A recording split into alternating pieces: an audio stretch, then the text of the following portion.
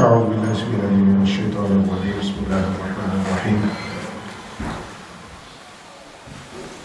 نحمده ونصلي على رسوله النبي الكريم أما بعد فأعوذ بالله من الشيطان الرجيم بسم الله الرحمن الرحيم إن الله وملائكته يصلون على النبي يا أيها الذين آمنوا صلوا عليه وسلموا تسليما. یہ والی آیت مبارکہ اتنی معروف ہے کہ آلموسٹ ہر کسی کو آتی ہے، اور جیسے ہی ختم ہوتی ہے تو آپ کیا کرتے ہیں؟ پھر فوراً روشن کرتے ہیں. کیوں؟ کیونکہ اس آیت مبارکہ میں اللہ تعالیٰ نے حکم دیا ہے یا ایھا الذین آمنوا صلوا علیہ وسلموا تسلیما. یہاں پہ بھی وہی ہے، پیٹرن وہی ہے. یا ایھا الذین آمنوا کتب علیکم الصیام، جو بھی ہم نے پڑھا کہ اللہ تعالیٰ ایمان والوں سے جب بھی مخاطب ہوتے ہیں تو کتنی ان کو عزت اور تکریم دیتے ہیں. اے ایمان والوں، اللہ تعالیٰ کی ذات تو گاڈ ہے، اللہ ہے، جیسے چاہے حکم دے، لیکن تکریم کے ساتھ حکم ہوتا ہے کہ اے ایمان والوں صلو علیہ وسلموا تسلیما، کہ تم نبی پاک صلی اللہ علیہ وسلم پر درود بھی پڑھو، وسلموا تسلیما، اور خوب سلام پڑھو. تو یہ حکم بھی ہمیں دیا گیا ہے. اور یہ ایک چیز ایسی ہے جس میں ہم تھوڑا سا اس مسجد کے پوائنٹ آف ویو سے دیکھیں تو تھوڑا لیگ کر رہے تھے، تھوڑا اس میں سست نہیں آ رہے تھے. اچھی چیز کوئی بھی کبھی بتا دے تو بعض دوستوں نے بعض اوقات بھی ذکر کیے ہیں. مہدی ہمارے ایک دوست ہے، قریش بھائی ہے، انہوں نے کئی دفعہ انہوں نے بھی ذکر کیا ہے. وہ کہتے ہیں جی ایک تصویر ہے درود شریف کے لگانی چاہیے. تو یہ ایک اچھا مشورہ ہے جہاں سے بھی آئے. تو اللہ تعالیٰ کا حکم بھی ہے کہ اے ایمان والوں میرے پیارے حبیب صلی اللہ علیہ وسلم پر درود بھی پڑھو اور خوب سلام بھی پڑھو. تو اللہ کا حکم ہے. علماء کرام نے بیان فرمایا ہے کہ یہ ہر شخص پر واجب ہے کہ نبی پاک صلی اللہ علیہ وسلم پر درود و سلام بھیجے. بعض نے یہ فرمایا کہ زندگی میں ایک دفعہ پڑھنا تو بالکل فرض ہے. اگر کسی نے پوری زندگی ایک دفعہ بھی نہیں پڑھا تو اسے وہ ایک فرض کو ترک کر دیا. اور زیادہ تر علماء یہ بیان فرماتے ہیں کہ آپ نبی پاک صلی اللہ علیہ وسلم کا جب بھی اسم مبارک سنیں تو آپ پر پڑھنا واجب ہے، لازم ہے. اور بعض علماء یہ فرماتے ہیں کہ اگر ایک ہی مجلس میں جیسے بھی ہم بیٹھے ہیں بار بار نبی پاک صلی اللہ علیہ وسلم کا ذکر مبارک آئے تو اگر تو آپ کے لیے آسان ہو بار بار پڑھنا تو پڑھیں، اگر نہ پڑھے تو کم از کم ایک دفعہ پڑھنا پھر بھی واجب ہے. تو لازم ہے کہ آپ کم از کم ایک دفعہ لازمی پڑھیں. تو یہ درود اور سلام ہے جو آقا کریم صلی اللہ علیہ وسلم کی بارگاہ میں ہمیں پڑھنا پیش کرنا چاہیے. بہت سے تنظیمات، بہت سے ادارے ایسے ہیں جنہوں نے یہ باقاعدہ اس کی تحریک چلا رکھی ہے. منہاج القرآن نے ماشاءاللہ اس پہ بہت بڑی تحریک چلا رکھی ہے. وہ شاید درود کے نام سے اگر آپ وہاں پہ دیکھیں تو میرے خیال کو ٹریلینز تک پہنچا ہوا ہے. اربوں دفعہ درود و سلام علیہ وسلم کی بارگاہ میں پیش ہو چکا ہے. فیصل آباد میں پڑھتا رہا ہوں مفتی محمد امین صاحب رحمۃ اللہ تعالیٰ نے ان کے مدرسہ میں انہوں نے بھی یہ تحریک چلا رکھی تھی. ان کی حیات میں ماشاءاللہ لاکھوں دفعہ درود و سلام پڑھا گیا. ابھی بھی چل رہا ہے. ان کے بیٹے ہیں سعید احمد اسد صاحب، ان کا نام آپ نے سنا ہوگا، فوت ہو گئے. انہوں نے ان کے دوسرے بیٹے کریم سلطانی صاحب، وہ اس پہ بہت کام کر رہے ہیں ماشاءاللہ. دیگر اسی طرح دیگر علماء نے، دیگر مشائخ نے اپنے اپنے حساب سے جیسے جیسے کسی کو توفیق ہے اپنے اپنے حساب سے وہ کر رہے ہیں. اب درود و سلام پڑھنا جو ہے اس کی فضیلت کیا ہے یا اس کا آپ کو کیا ملے گا؟ ہم انسان ہے نا، کوئی بھی کام کرنے سے پہلے دیکھتے ہیں کہ ہمیں کیا ملے گا. تو اس میں سے ہمیں کیا ملے گا؟ حضرت ابو ہریرہ رضی اللہ تعالیٰ عنہ بیان کرتے ہیں. یہ بھی چند ایک احادیث میں پڑھتا ہوں پھر اس کے بعد ہم آتے ہیں مین پوائنٹ پر انشاءاللہ. حضرت ابو ہریرہ رضی اللہ تعالیٰ عنہ بیان فرماتے ہیں کہ رسول اللہ صلی اللہ علیہ وسلم نے ارشاد فرمایا جس شخص نے مجھ پر ایک بار درود بھیجا اللہ تعالیٰ اس پر 10 مرتبہ درود بھیجتا ہے. اب امیجن کریں کہ اگر ہمیں پتہ چلے کہ اللہ تعالیٰ اس وقت ہم پر درود بھیج رہا ہے اس سے زیادہ بڑی خوش بختی کی کیا علامت ہوگی کہ کسی بندے پر اللہ درود بھیج رہا ہے. تو نبی پاک صلی اللہ علیہ وسلم نے ارشاد فرمایا کہ جو شخص مجھ پر ایک دفعہ درود بھیجتا ہے اللہ اس پر 10 دفعہ درود بھیجتا ہے. اسی طرح حضرت فضالہ بن عبید رضی اللہ عنہ بیان کرتے ہیں کہ نبی پاک صلی اللہ علیہ وسلم نے سنا کہ ایک شخص نے نماز میں دعا کی. ٹھیک ہے، ہم نماز پڑھتے ہیں نا، بعض لوگ پڑھتے ہیں نا التحیات للہ، اپنے ساتھ بعض اوقات ہم لوگ پڑھ رہے ہوتے ہیں الحمدللہ، اگرچہ وہ آہستہ پڑھ رہے ہیں لیکن آپ سن رہتے ہیں کہ کیا پڑھ رہے ہیں. تو ایک شخص نے نماز میں دعا کی اور اس نے نبی پاک صلی اللہ علیہ وسلم پر درود نہیں بھیجا. نبی پاک صلی اللہ علیہ وسلم نے فرمایا کہ اس شخص نے جلدی سے کام لیا ہے، یعنی اس نے مجھ پر درود نہیں بھیجا، اس نے جلدی سے کام لیا. پھر فرمایا کہ اس کو بلا کر لاؤ، یا فرمایا کہ کوئی اور شخص ہے اس کو بلا کر لاؤ، راوی نے 2 بیان. اور پھر اس سے فرمایا کہ تم میں سے کوئی شخص نماز پڑھے تو اس کو چاہیے کہ پہلے سب سے اللہ کی حمد کرے اور پھر اس کے بعد حمد اور اس کی ثنا کرے. پھر فرمایا اس کے بعد پھر وہ مجھ پر درود بھیجے. یہ وہ طریقہ ہے جو ہم شروع کرتے ہیں، التحیات للہ والصلوات والطیبات، کہ اللہ سے اپنی ساری بدنی مالی تمام قسم کی عبادات، روحانی جسمانی ہر عبادات ہے اللہ تیرے لیے. ہم اللہ تعالیٰ کی حمد و ثنا سے شروع کرتے ہیں، پھر ہم نبی پاک صلی اللہ علیہ وسلم کی طرف درود و سلام لگ جاتے ہیں. تو فرمایا تم میں سے کوئی شخص بھی جب نماز پڑھے تو اللہ تعالیٰ کی حمد و ثنا کرے اور پھر ان پر درود پڑھے. پھر فرمایا اس کے بعد وہ جو چاہے دعا کرے. تو ہم بھی اسی طرح نماز میں جو ہمیں سکھائی گئی ہے تو اسی طرح جاتے ہیں. پھر ہم دعا کر لیتے ہیں کہ ربی جعلنی مقیم الصلاۃ، آپ ربنا آتنا فی الدنیا، اور اس کے علاوہ دیگر جو بھی دعا ہوئی ہم کر سکتے ہیں. ایک ربی جعلنی ہم زیادہ تر اس لیے پڑھتے ہیں کہ ایک اللہ کے نبی کی دعا ہے، قرآن پاک کی دعا ہے، اور تیسرا یہ ہے کہ ایک بہت جامع دعا ہے، یعنی ایک ایسی دعا ہے جس میں سارا کچھ آ جاتا ہے. اور ربنا آتنا فی الدنیا یہ بھی ایک ایسی جامع دعا ہے کہ جس میں سب کچھ آ جاتا ہے. یہ دعائیں ایسی ہے کہ اس میں ہر چیز انکلوڈیڈ ہے. سو اس لیے یہ پڑھ لیتے ہیں. اس کے علاوہ اگر کوئی کسی کو اور دعا یاد ہو تو وہ پڑھ سکتے ہیں، تو کوئی بھی دعا پڑھ سکتے ہیں اس میں نماز میں. حضرت ابو ہریرہ رضی اللہ تعالیٰ عنہ بیان کرتے ہیں کہ رسول اللہ صلی اللہ علیہ وسلم نے ارشاد فرمایا کہ کچھ لوگ کسی مجلس میں بیٹھیں، اللہ تعالیٰ کا ذکر نہ کریں اور مجھ پر درود نہ بھیجیں، اور اسی طرح جیسے وہ اکٹھے ہوئے تھے، ٹھیک ہے، اسی طرح وہ اٹھ کے چلے جائیں. تو فرمایا کہ قیامت والے دن ان لوگوں کو اپنی اس مجلس پر شرمندگی ہوگی، ندامت ہوگی. مجلس سے یہ مراد نہیں ہے کہ ہم بڑی محفل منعقد کریں. کوئی بھی ہم میں سے کوئی بھی 2 لوگ ملتے ہیں، بیٹھتے ہیں، گپ شپ کی اور اٹھ کے چلے گئے، میں یہ مجلس ہے. اور فرمایا کہ کوئی بھی لوگ آپس میں مجلس کریں، اللہ کی حمد و ثنا نہ کریں اور مجھ پر درود نہ بھیجیں، تو قیامت والے دن پر آپ کو آپ کی اس مجلس پہ شرمندگی ہوگی، ندامت ہوگی. اور فرمایا کہ اللہ چاہے تو ان کو اس پر معاف فرما دے اور چاہے تو ان سے مواخذہ فرمائے گا کہ تم نے میری حمد و ثنا کیوں نہیں کی اور میرے حبیب پر درود کیوں نہیں کی. حضرت ابو ہریرہ رضی اللہ تعالیٰ عنہ بیان کرتے ہیں کہ رسول اللہ صلی اللہ علیہ وسلم نے ارشاد فرمایا کہ اس شخص کی ناک خاک آلود ہو جس کے سامنے میرا ذکر کیا جائے اور مجھ پر درود و سلام بھیجے. یعنی وہ شخص برباد ہو گیا جس کے سامنے میرا ذکر تو ہو لیکن مجھ پر درود و سلام بھیجے. یہ وہی حدیث شریف ہے جو ابھی میں نے پہلے بھی ذکر کی رمضان شریف کے بارے میں، فرمایا کہ جو رمضان کو پائے اور اپنی بخشش نہ کروائے وہ بھی برباد ہو گیا. اور اسی حدیث شریف میں تیسرا وہ شخص نے فرمایا کہ جو شخص اپنے والدین کو اپنی زندگی میں پائے اور ان کے ذریعے اپنے آپ کو جنت کا مستحق نہ کر پائے وہ بھی شخص برباد ہو گیا. کہ والدین کو اس کے موجود ہے، ان کی خدمت نہیں کرتا، ان کی بات نہیں سنتا، ان کے آگے چلاتا ہے، ان کی بے ادبی کرتا ہے، توہین کرتا ہے، تو فرمایا کہ وہ شخص بھی برباد ہو گیا. ہمارے بچوں میں ابھی کامن ہو چکا ہے، نارمل ہے، شاؤٹنگ کرتے ہیں والدین پہ، بدتمیزی کرتے ہیں. ان چیزوں کا ہمیں بہت خیال کرنا چاہیے. فرمایا کہ وہ شخص برباد ہے.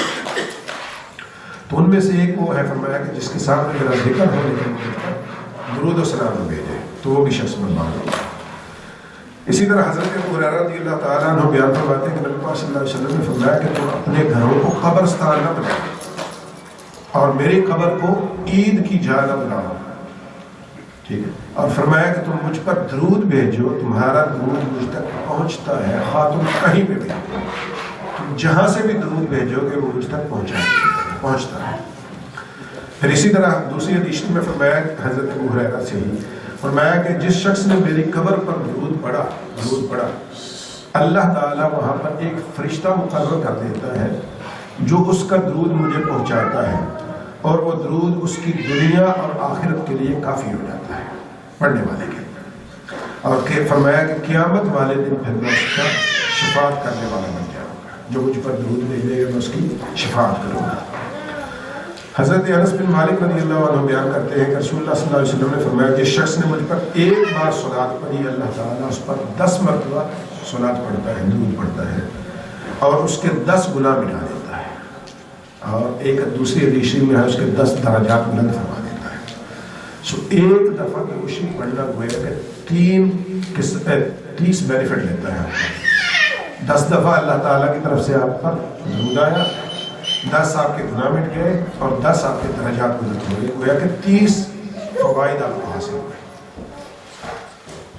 اور یہ سارا جو ہم ذکر کر رہے ہیں اس کا مقصد یہاں پہ آ کے خاص طور پہ کیا ہے، ہم سب جانتے ہیں کہ رمضان المبارک میں آقا کریم صلی اللہ علیہ وسلم نے فرمایا کہ آپ جو بھی نفل کرتے ہیں، نفل کام کرتے ہیں، اس کا جو اجر و ثواب ہے وہ فرضوں کے برابر ہو جاتا ہے، اور فرضوں کا ثواب جو ہے وہ 70 گنا بڑھ جاتا ہے۔ تو رمضان المبارک ایک ایسا موقع ہے جہاں پہ ہر نیکی جو ہے وہ 70 گنا تک بڑھ جاتی ہے۔ تو درود و سلام آپ امیجن کریں کہ آپ نے ایک دفعہ نبی پاک صلی اللہ علیہ وسلم کی بارگاہ میں درود بھیجا، آپ کو کتنے فوائد ہوئے؟ جو ابھی ہم نے حدیث پڑھی اس کے مطابق 30 فوائد ہوئے۔ اب 30 جو فوائد ہوئے آپ ان کو ملٹی پلائی کریں رمضان شریف میں 70 کے ساتھ، تو آپ کو کتنا ملا؟ کتنا ملا؟ 2100 روپیہ۔ سو گویا کہ ایک دفعہ دروشی پڑھنے سے آپ کو 2100 فوائد ہوئے۔ کتنا ایزی ہے؟ آپ امیجن کر سکتے ہیں کہ کوئی آپ کو کہے کہ ٹیسکو میں یہ سیل لگی ہوئی ہے کہ 2100 والی چیز ایک آرڈر میں مل جائے گی، تو میرا خیال میں آپ 10 چھوڑ کے بھاگ جائیں گے۔ آپ کو بعد میں سنتے ہیں، پہلے ادھر سے ہوا ہے 2100 سیل دوارا نہیں لگتی۔ تو یقین مانے رمضان المبارک ایسا مہینہ سال بعد سیل لگتی ہے، تو اس کا جتنا فائدہ اٹھا لیا جائے اتنا ہی نفع ہے، اتنا ہی فائدہ ہے۔ اللہ اکبر۔ اسی طرح حضرت انس بن مالک رضی اللہ تعالیٰ عنہ حضرت عبد الرحمن بن عوف رضی اللہ تعالیٰ عنہ بیان کرتے ہیں کہ رسول اللہ صلی اللہ علیہ وسلم نے ارشاد فرمایا کہ حضرت جبریل علیہ السلام کی نبی پاک صلی اللہ علیہ وسلم نے جبریل علیہ السلام نبی پاک صلی اللہ علیہ وسلم کی بارگاہ میں حاضر ہوئے، اور انہوں نے مجھے یہ خوشخبری دی، فرمایا کہ اے محمد صلی اللہ علیہ وسلم آپ کا رب فرماتا ہے کہ جو شخص آپ پر صلوات پڑھے گا تو میں اس پر صلوات پڑھوں گا، جو شخص آپ پر سلام پڑھے گا میں اس پر سلام پڑھوں گا۔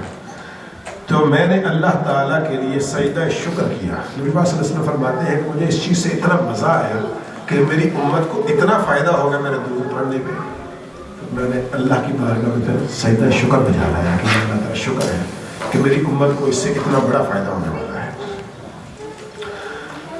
حضرت ابن مسعود رضی اللہ عنہ بیان فرماتے ہیں کہ نبی پاک صلی اللہ علیہ وسلم نے فرمایا کہ اللہ نے کچھ فرشتے مقرر کر رکھے ہیں، وہ روح زمین پر جہاں کہیں پہ دیکھتا ہے وہ میری بارگاہ میں مجھ تک پہنچا دیتے ہیں۔ حضرت ابی بن کعب رضی اللہ عنہ بیان کرتے ہیں، یہ والی حدیث بڑے مزے کی ہے۔ حضرت ابی بن کعب رضی اللہ عنہ بیان کرتے ہیں کہ میں نے عرض کیا کہ یا رسول اللہ صلی اللہ علیہ وسلم، میں آپ پر بہت درود پڑھتا ہوں، میں اپنی دعاؤں میں بھی آپ پر درود پڑھتا ہوں، تو میں اس کو اپنے وظائف کا، اپنی دعاؤں کا کتنا حصہ بنا لوں،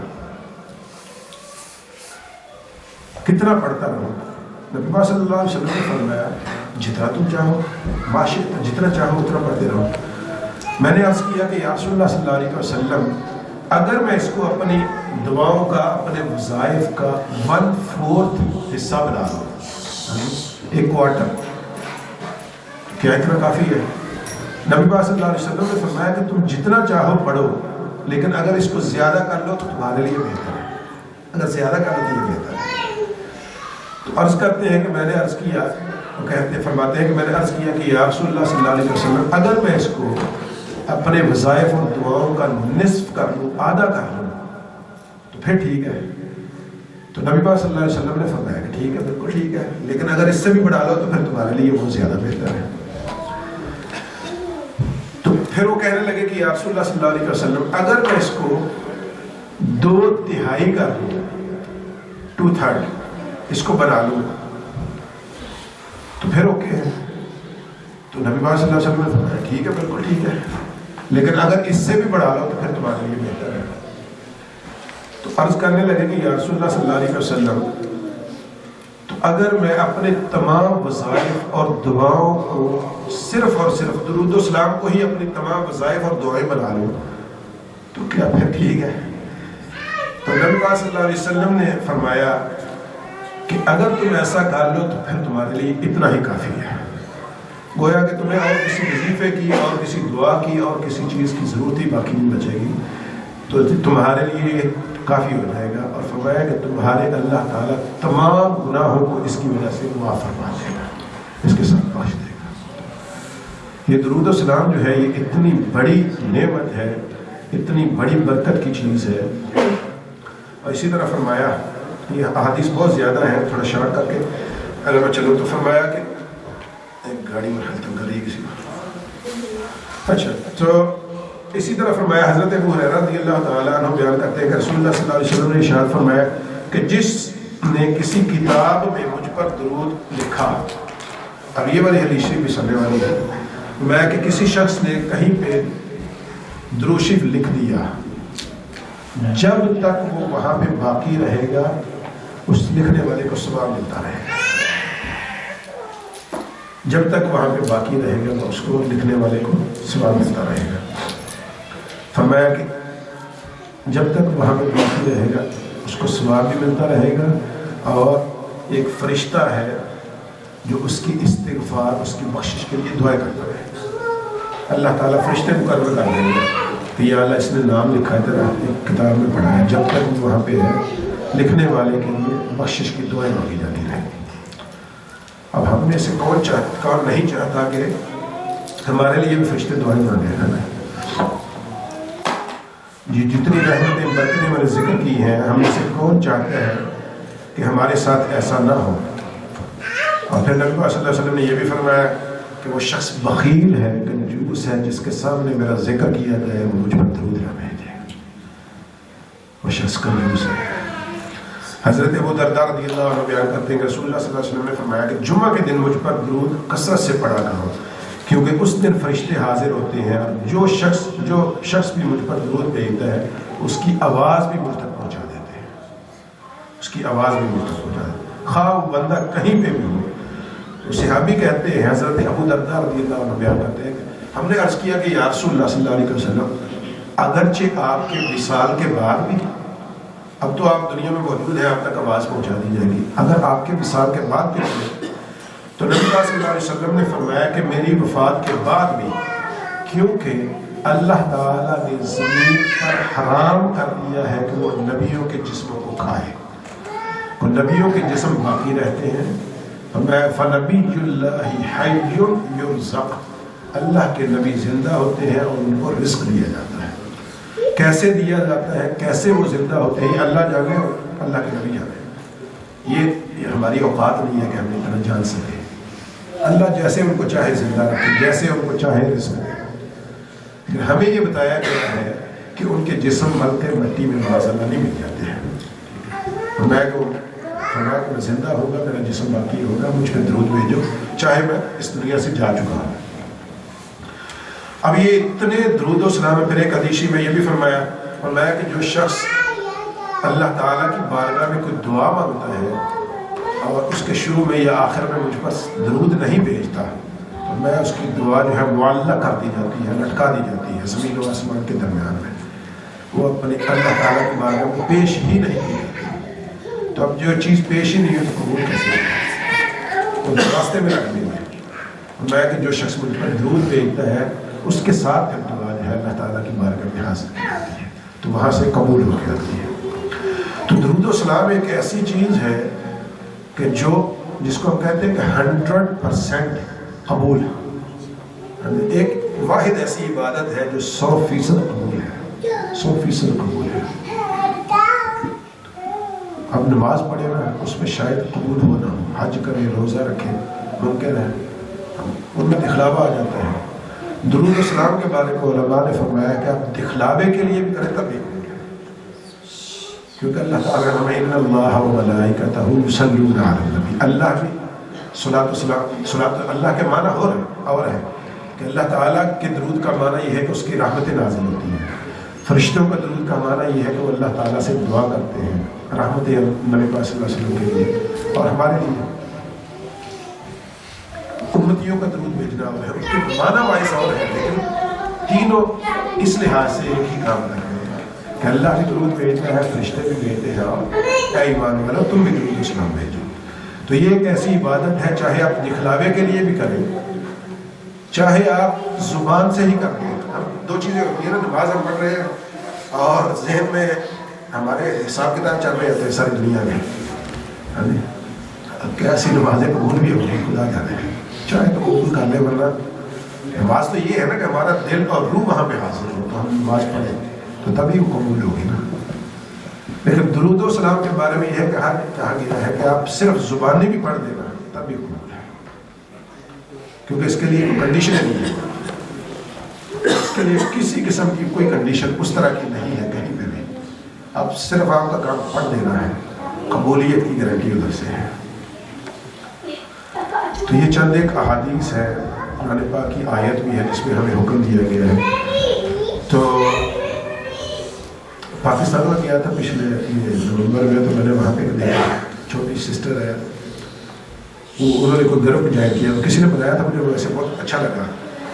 تو وہ کیا کر رہے ہیں، وہ بیسیکلی خواتین کا وہ گروپ ہے وہاں پہ، اس میں مردوں کو اجازت نہیں ہے ایڈ کرنے کی. تو انکریج کرتے ہیں کہ آپ دوشی پڑھیں زیادہ سے زیادہ، جیسے یہ منہاج القرآن میں بھی ہے، دعوت اسلامی میں، دیگر اپنے ہر مسئلے میں. مولانا ذوالفقار احمد نقشبندی صاحب پاکستان کے ایک بزرگ تھے، وہ پچھلے دنوں فوت ہوئے ہیں، آپ میں سے شاید کچھ نے نام سن رکھا، دیوبندی عالم تھے. اور نارملی جو اہل سنہ ہے، بریلوی طبقہ، وہ سب دیوبندیوں میں پیر اور مرید جو ہے وہ دیوبندیوں میں پیر تھے. پیر ذوالفقار نقشبندی صاحب، آپ یوٹیوب پہ گوگل پہ دیکھیں ان کا نام آئے گا. پیر تھے ماشاء اللہ، نقشبندی تھے، مجددی تھے. پچھلے دنوں تک انتقال ہوا، ان کا بھی میں سن رہا تھا، وہ بھی بیان کر رہے تھے درود و سلام کے متعلق. ایک محمود غزنوی تھا جو افغانستان سے آیا تھا ادھر انڈیا میں، جس نے اٹیک کیا تھا، اس کے بارے میں وہ بیان کر رہے تھے. کہہ رہے تھے کہ ایک طالب علم تھا، اسٹوڈنٹ، اس کے پاس غالباً تیل ختم ہو گیا جو چراغ میں ڈالتے تھے پڑھائی کے لیے، وہ چراغ روشن کرتے تھے نا تاکہ اسٹڈی کر سکے، ختم ہو گیا. نیکسٹ ڈے غالباً اس کا ایگزام تھا، بہت پریشان ہے. تو وہ پریشانی میں اسی میں روتا روتا سو گیا کہ میرا کل بنے کیا بنے گا، تو تیاری کیسے کروں. اب ظاہر ہے اس وقت اس کے پاس کچھ بھی نہیں تھا، تو کہتے وہ سو گیا، آگے ایگزام شروع ہو رہے ہیں، پریشانی ہے، ٹینشن ہے. تو رات کو نبی پاک صلی اللہ علیہ وسلم اس کو ملے خواب میں. تو اس نے، ظاہر ہم دنیا دار ہیں، ہم جو ہمارے دل میں چل رہا ہوتا ہے دل میں ہم وہی ریکویسٹ کر دیتے ہیں اگر کسی سے بھی موقع ملے. تو ہمارے پیر شاہ سوار علی شاہ صاحب رحمۃ اللہ علیہ، ان کے بارے میں وہ بیان کرتے تھے کہ لوگ آتے ہیں اور آگے کہتے ہیں نہیں کوئی دعا کرے کہ کاروبار اچھا جائے، کوئی آگے کہتا ہے دعا کرے کہ میرے جاب مل جائے اچھی، کوئی آگے کہتا ہے ایگزام میں پاس ہو جائے. کبھی بھی کوئی آگے یہ نہیں کہتا کہ دعا کرے کہ میرا ایمان پہ خاتمہ ہو جائے یا میرا ایمان سلامت رہے. جو ہم نے بیسیکلی پیروں اور سب کو بنا دیا ہے کہ بس ہم دعا کریں گے، بس ہماری دنیا چلتی رہے، دین کی خیر ہم کو نہیں چل جائے گا. وہ کہتے ہیں وہ اسٹوڈنٹ جو ہے اس نے نبی پاک صلی اللہ علیہ وسلم کی بارگاہ میں عرض کیا کہ یا رسول اللہ مجھے یہ پریشانی ہے. تو آقا کریم صلی اللہ علیہ وسلم نے فرمایا کہ تم جاؤ اور جا کے محمود غزنوی کو بولو، اس کو کہو کہ انتظام کرے تمہارے لیے. تو اس نے کہا کہ یا رسول اللہ صلی اللہ علیہ وسلم تو بادشاہ ہے، تو میں جاؤں گا کہ وہ میری بات کیوں مانے گا. تو نبی پاک صلی اللہ علیہ وسلم نے فرمایا کہ تم اس کو جا کے کہنا کہ تم جو ڈیلی مجھ پر 5000 مرتبہ درود و سلام بھیجتے ہو، پچھلے کچھ دنوں سے تمہارا یہ والا تحفہ مجھے نہیں مل رہا، بس یہ کہنا ہے۔ تو کہتے ہیں کہ وہ اسٹوڈنٹ چلا گیا، اس نے جا کے محمود غزنوی کو کہا کہ محمود غزنوی کو ملا، اس نے کہا کہ میرے لیے یہ انتظام کر کے دو، نبی پاک صلی اللہ علیہ وسلم نے مجھے بھیجا ہے تمہاری طرف۔ تم کون ہو؟ آ کے ایسے کہہ رہے ہو، کوئی آ کے کچھ بھی کہہ دے تمہیں معلوم ہے کیا نشانی ہے، کیا ثبوت ہے تمہارے پاس؟ تو اس نے کہا کہ نبی پاک صلی اللہ علیہ وسلم نے فرمایا تھا کہ تم جو روزانہ مجھ پر 5000 دفعہ دروشی بھیجا کرتے تھے، اب پچھلے کچھ دنوں سے تمہارا یہ ہدیہ جو ہے وہ مجھے نہیں مل رہا ہے۔ تو وہ سلطان جو شاک ہو گیا اور خوش بھی ہو، ظاہر بندے کی خوشی کی انتہا نہیں دی ہوگی کہ اس کا مطلب یہ ہے کہ میرا یہ ہدیہ درود و سلام نہیں میرے پاس میں پیش ہو رہا ہے اور قبول بھی ہو رہا ہے۔ تو اسی وجہ سے تو ظاہر مصروفیات ہوگی، کچھ وجہ ہوگی جس کی وجہ سے، تو اس نے کہا کہ اس طالب علم کی جو بھی ضروریات ہیں اس کو فلفل کیا جائے۔ تو یہ درود و سلام جو ہے یہ ایسی چیز ہے کہ اس کی قبولیت 100% ہے، یقین بھی ہے۔ آپ میں سے شاید کسی نے وہ دیکھا ہو، اس کے بارے میں بنایا بہت سے، سلطان نور الدین زنگی کا اسی سے ملتا جلتا واقعہ ایگزیکٹلی، کہ اس کے بارے میں بھی کہا کہ اس کو نبی پاک صلی اللہ علیہ وسلم نے کسی کو بھیجا تھا کہ جا کے اس کو بتاؤ۔ سلطان عبدالحمید کے بارے میں یہ ترکی والوں نے جو ڈرامہ بنایا ہے، ممکن ہے اس کے بارے میں بھی ہو، لیکن ڈرامے میں انہوں نے دکھایا ہے کہ اس کے پاس وہ جا کے کہتا ہے کہ نبی پاک صلی اللہ علیہ وسلم نے سلام بھیجا ہے اور کہا ہے کہ تم جو درود بھیجتے تھے۔ تو یہ والا سارا، اور وہ محمود غزنوی کے بارے میں یہ پیر ذوالفقار صاحب بتا رہے، وہ کہہ رہے کہ میں نے پڑھا ہے کہ محمود غزنوی نے کسی کو بھی یہ بتایا ہوا نہیں تھا، حتیٰ کہ اس کی بیوی کو بھی معلوم نہیں تھا کہ وہ ڈیلی 5000 مرتبہ درود و سلام بھیجتا ہے۔ اب اگر ہم بھی چاہیں کہ ہمارے بھی حالات کچھ ایسے بہتر ہو جائے کہ نبی پاک صلی اللہ علیہ وسلم کی بارگاہ سے ہمیں قبولیت کی سند مل جائے، اور علامہ اقبال رحمۃ اللہ تعالیٰ علیہ کے بارے میں ہوتا ہے کہ انہوں نے ان سے کسی نے پوچھا تھا کہ غالب اتنا بڑا شاعر ہے، آپ سب جانتے ہیں پاکستان میں ابھی مولانا ذیشان صاحب آئے تھے کچھ مہینے پہلے، انہوں نے بھی بیان کیا تھا کہ غالب جو ہے ہمارے ادب میں، اردو ادب میں اس کا بڑا نام ہے، لیکن جو قبولیت علامہ اقبال کو ہے وہ غالب کا نہیں ہے۔ ہم میں سے کتنے ہیں جن کو غالب کے کوئی اشعار یاد ہو، لیکن علامہ اقبال کے اشعار ممبروں میں پڑھے جاتے ہیں۔ تو اس سے علامہ اقبال سے کسی نے پوچھا کہ تمہاری اتنی قبولیت کی وجہ کیا ہے؟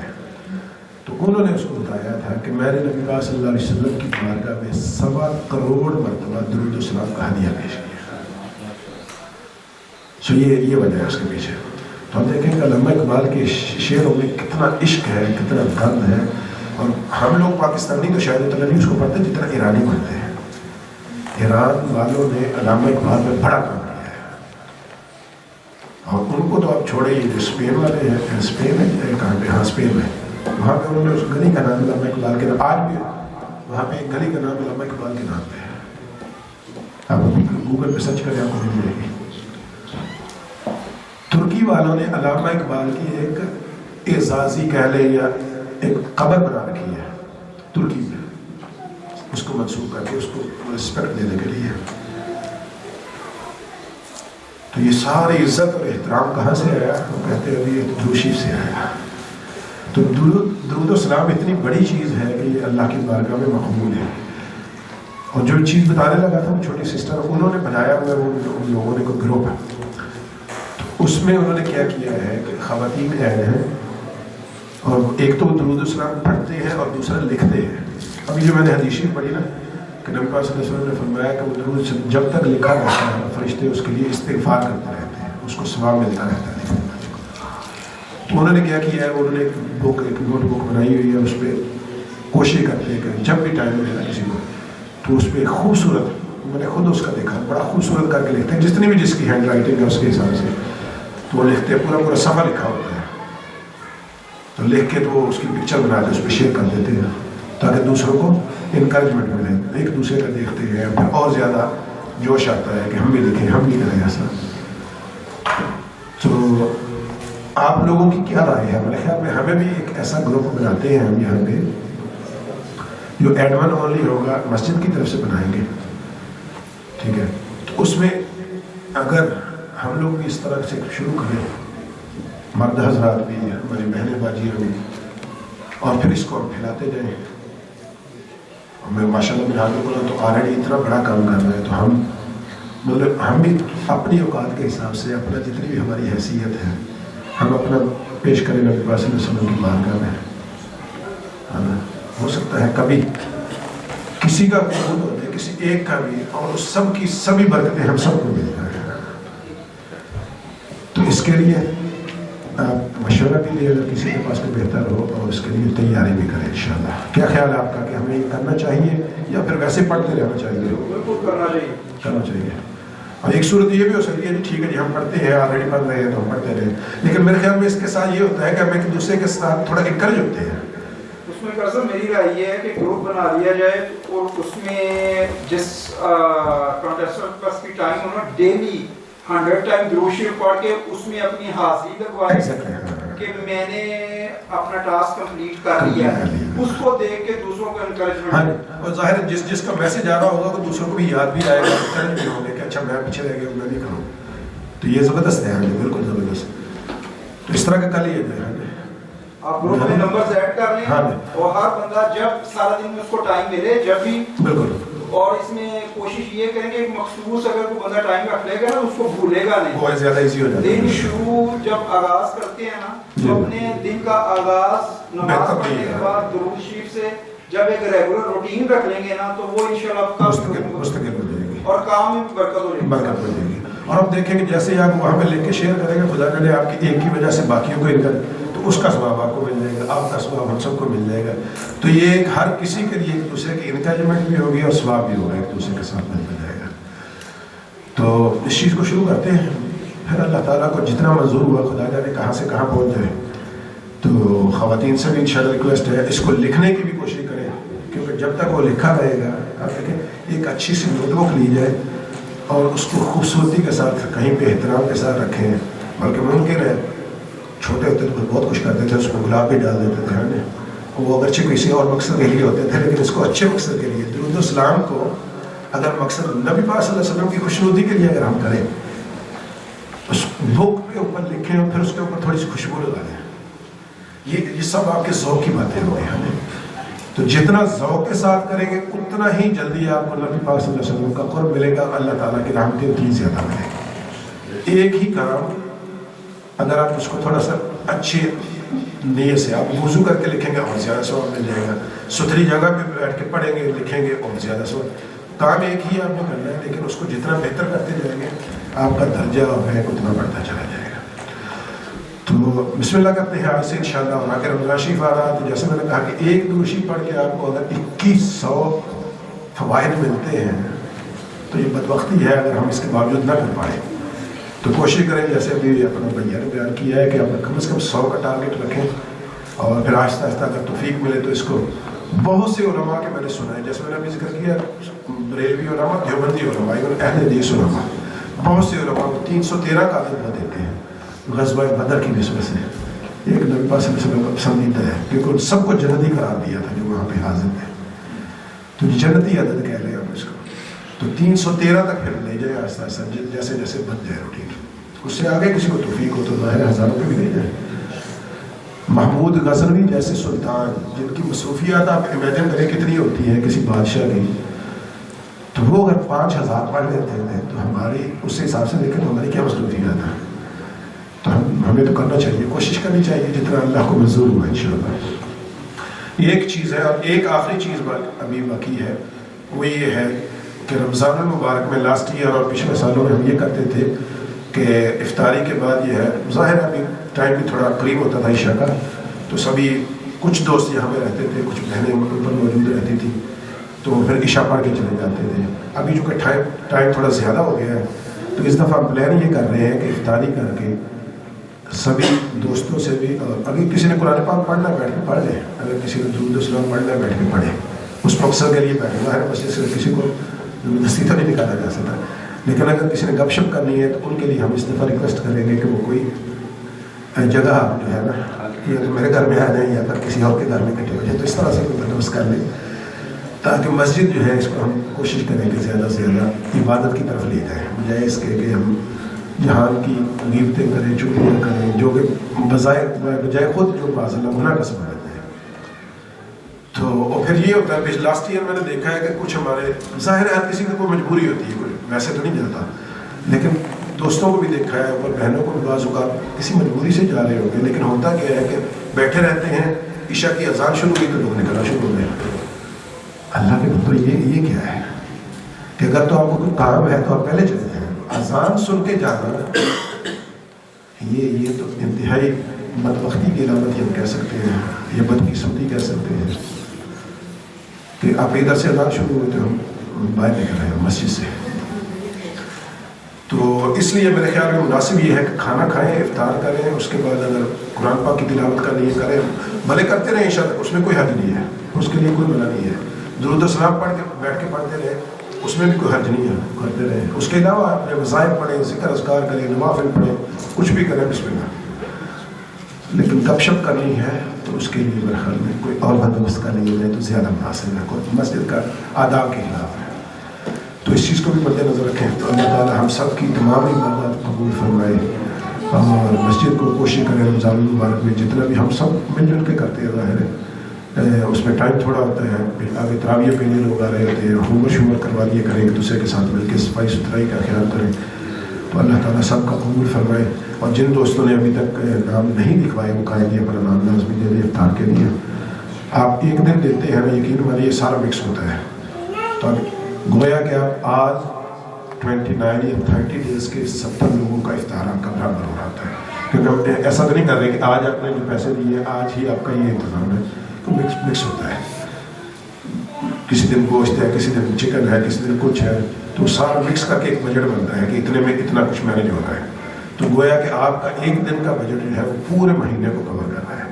تو اگر منیمم کچھ آپ کر لیں گے جو ہم بندوبست کر رہے ہیں 60 لوگوں کا، تو آپ 60 بندے بھی کھا رہے ہو تو 30 دنوں میں آپ اندازہ کر لیں گے یہ کہاں پہ نمبر پہنچتا ہے، اور اتنے لوگوں کو افطار کروانے کا آپ بندوبست کر رہے ہیں، آپ اس کا ذریعہ بن رہے ہیں، اس کا ثواب آپ کے لیے۔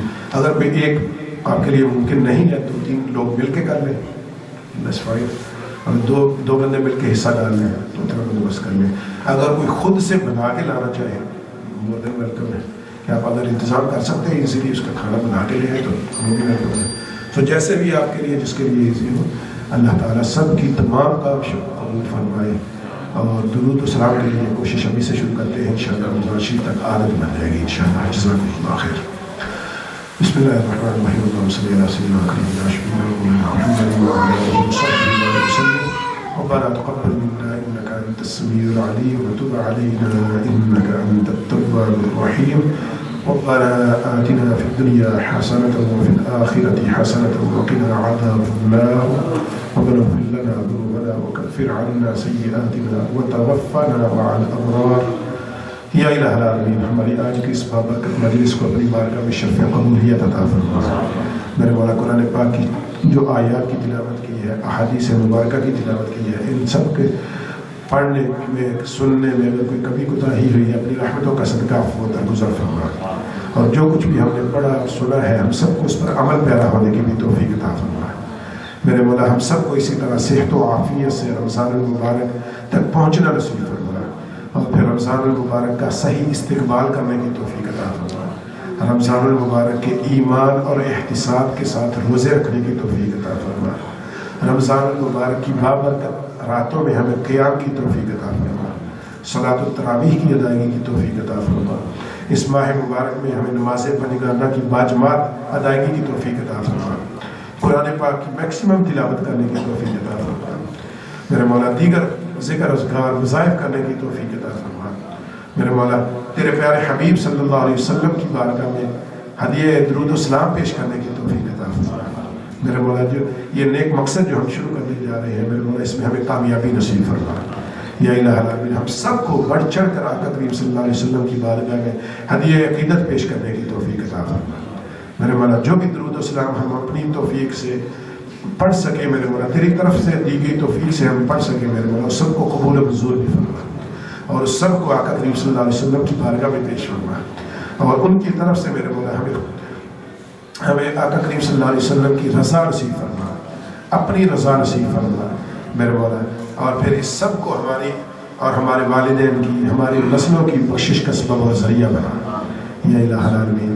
جو کچھ بھی کاوشیں ہم کرتے ہیں، ہم میرے مولا کمزور بندے ہیں، تو میرے مولا طاقتور ہے، اپنی میرے مولا اپنی طاقت کے مطابق اپنی میرے مولا اپنی شایان شان سب کو قبول فرما، اور ہماری کمیوں کوتاہیوں سے صرف نظر فرما، ہماری کمزوریوں سے صرف نظر فرما، اور میرے مولا آج اس بابرکت محفل کے لیے کھانے کا انتظام ہماری کسی بہن نے کیا تھا باجی نے، اوپر سے میرے مولا ان کی اس کاوش کو قبول و منظور فرما، اور جس مقصد کے لیے کیا تھا میرے مولا ان کے بچوں کو، ان کی بچیوں کو لے کر صالح بنا، ان کے والدین میں سے اعزاء و کاروں میں سے جو بھی اس دنیا سے جا چکے ان کی بخش و مغفرت فرما، اور والدین میں سے جو بھی اس دنیا میں موجود ہیں میرے مولا ان سب کو صحت و سلامتی عطا فرما، ان بہن کے رزق میں برکتیں عطا فرما، کاروبار میں، مال میں، جان میں برکتیں عطا فرما، ان کے گھر میں برکتیں عطا فرما میرے مولا، جتنے بھی حاضرین و حاضرات ہیں سب کے رزق میں برکتیں عطا فرما، جو بے اولاد ہیں ان کو نیک اور صالح اولاد عطا فرما، جو قرض دار ہیں ان کو قرضے سے رہائی عطا فرما،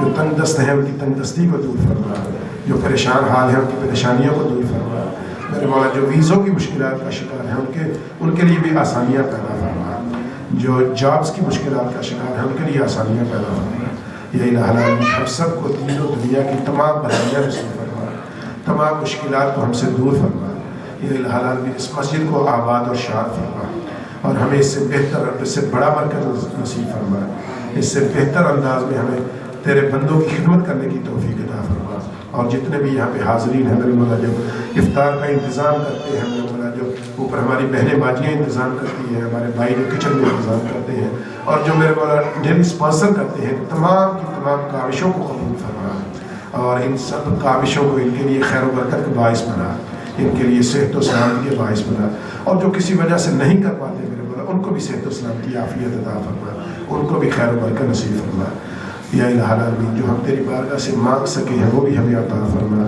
جو نہیں مانگ سکے میرے مولا ہمارے لیے جو بھی بہتر ہے وہ سب ہم کو نصیب فرما، ربنا اغفر لنا ولإخواننا الذين سبقونا بالإيمان ولا تجعل في قلوبنا غلا للذين آمنوا ربنا إنك رؤوف رحيم